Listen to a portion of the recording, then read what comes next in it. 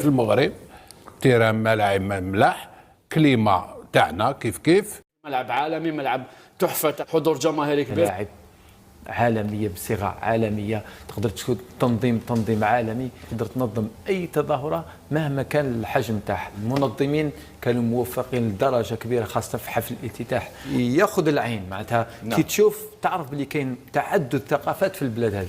هذا شيء التنظيم كان اكثر من رائع. ما عندكش مسؤولين يتحكموا في كرة القدم وفي الرياضة اون جينيرال، ما عندكش.